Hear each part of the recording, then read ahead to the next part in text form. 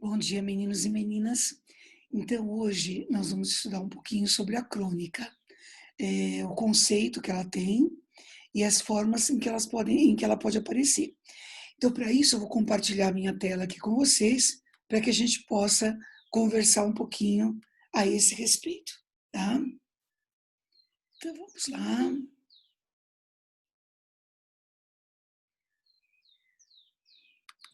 Pronto, Então, entre as modalidades redacionais que nós temos, né, uma delas é a crônica.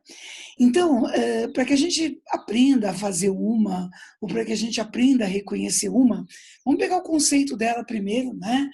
Veja que a palavra crônica vem do latim, crônica, que significa registro de fatos comuns feitos em ordem cronológica.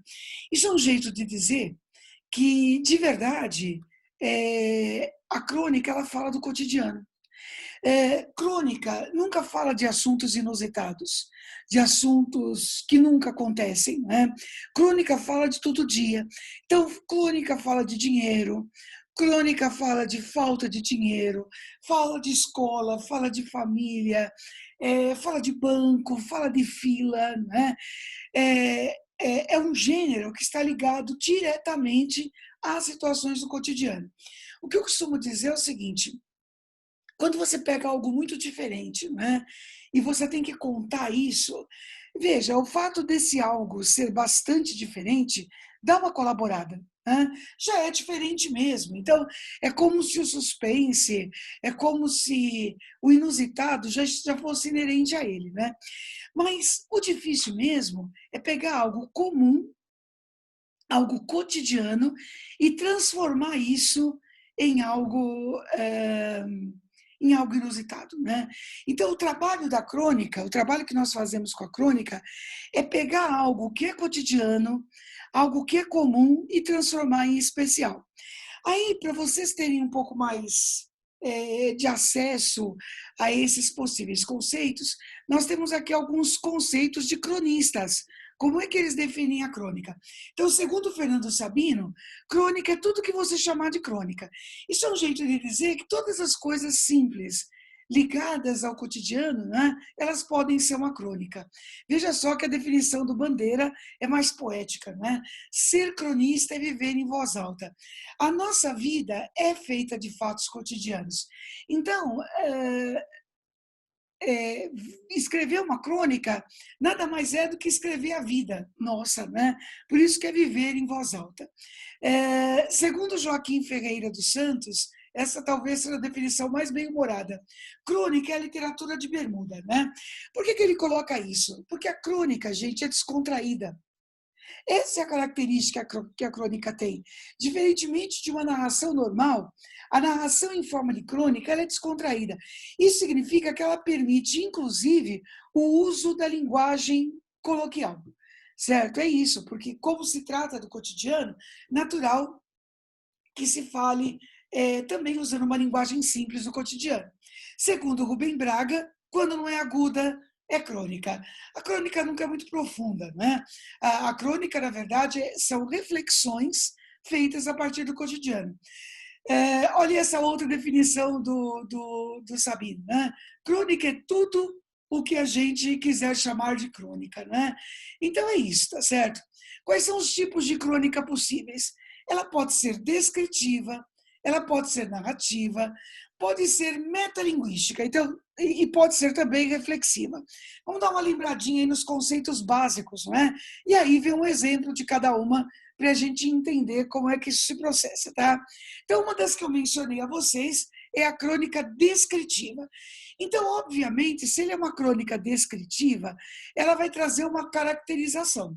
Nós já estudamos a definição de descrição e ela é a mesma, seja uma crônica descritiva, seja uma descrição pura, seja uma descrição no meio da narração, o conceito de descrição é o mesmo, é quando se faz a caracterização de alguma coisa, né?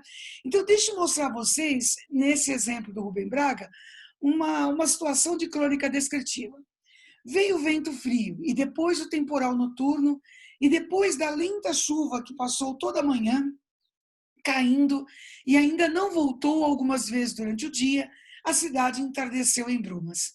Então o homem esqueceu o trabalho e as promissórias, esqueceu a condução e o telefone e o asfalto, e saiu andando lentamente por aquele morro coberto de um mato viçoso perto de sua casa. O capim cheio de água molhava seu sapato e as pernas da calça. O mato escurecia sem vagalumes nem grilos. Então, é uma percepção do cotidiano, certo? Dito também numa linguagem leve. Né? Vocês têm aí a questão do clima, né? Vocês têm o homem se aproximando de um determinado espaço que é familiar, né? E a descrição desse espaço. Tá? A crônica pode ser narrativa também. Então, como o próprio nome sugere, se ela for narrativa, é quando ela conta uma história. Né? É quando pode ser em primeira, pode ser em terceira pessoa, e, claro, é uma história que é comprometida é, com fatos do cotidiano. Tá? Olha só esse do Stanislau Ponte Preta. Choro, veia e cachaça. Em enterro de pobre sempre tem cachaça. Deixa eu chamar a atenção de vocês para essa construção aqui. Não se usa em português o verbo ter com o sentido de existir. Então, numa norma culta, seria em enterro de pobre sempre há, sempre existe cachaça. Acontece, gente, que isso é uma crônica. E como a crônica trabalha com fatos cotidianos, é natural que a crônica também use linguagem tirada do dia a dia. Então, ela admite até pequenos desvios gramaticais que não seriam admitidos num texto formal, tá? E para ajudar a velar o falecido, é para ajudar a velar o falecido. Sabe como é? Pobre só tem amigo pobre e, portanto, é preciso haver um incentivo qualquer para a turba subnutrida poder aguentar a noite inteira com o ar compungido que o instinto merece. Veja que é sempre um jeito muito bem-humorado de colocar as coisas, né? Enfim, a cachaçinha é inevitável. Seja numa favela carioca, seja num bairro pobre da cidade do interior. Foi o que aconteceu agora em Ubá, terra do grande Ari Barroso. Morreu lá um tal de 56 Nicolino. Uma indigência que eu vou te contar.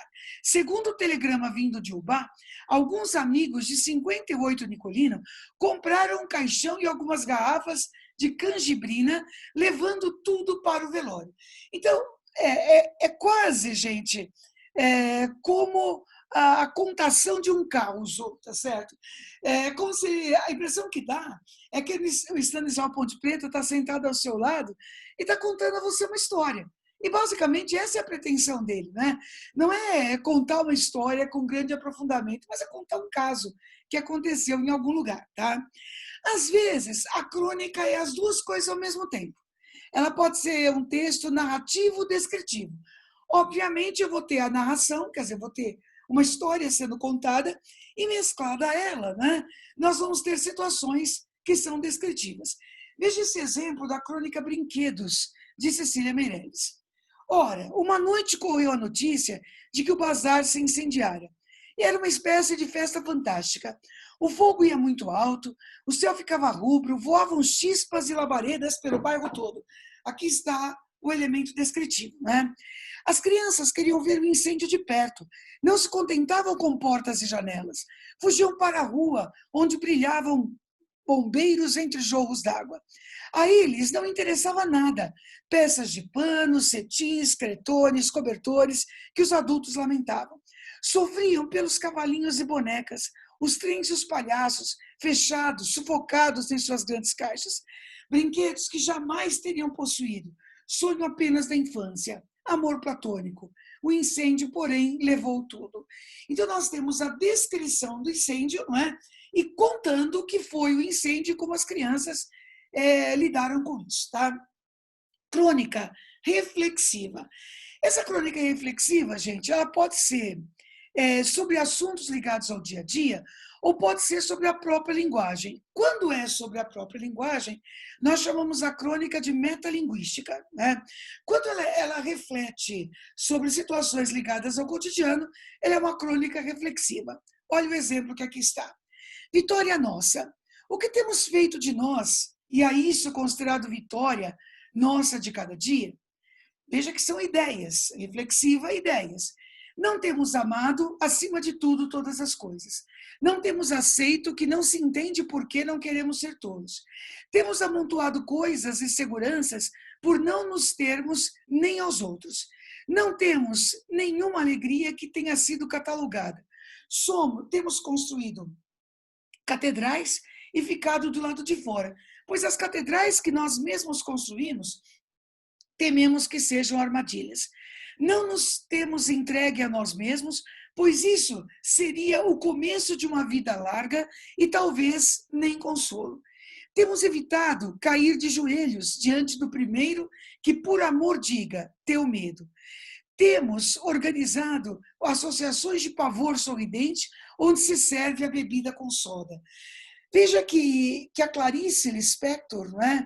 Diante, muitas vezes, da pressão que se vive no cotidiano, ela resolveu fazer um texto que reflete sobre isso. Então é isso, gente. O objetivo da crônica reflexiva é refletir sobre algo. No fim das contas, o objetivo de qualquer crônica é apresentar uma reflexão.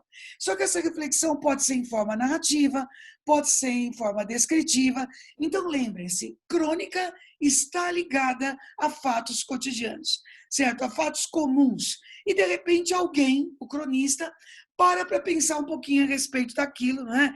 E nos contempla com um belo texto que traz essa reflexão, tá certo? Bom, a proposta é que futuramente nós mesmos possamos fazer as nossas crônicas, né? Vocês vão ter com certeza propostas sobre isso no material, mas a ideia, né, é que a gente observe que está longe de ser a coisa mais difícil do mundo, né? O difícil não é falar sobre o cotidiano, o difícil é pegar esse cotidiano e tornar especial, como esses autores aí que eu mostrei para vocês fazem, tá certo? Então é isso. Procurem agora fazer os exercícios sozinhos, antes de acessar a correção, né? Então façam direitinho os exercícios e depois confiram as respostas de vocês, tá? Um grande, grande beijo a todos vocês, meninos e meninas.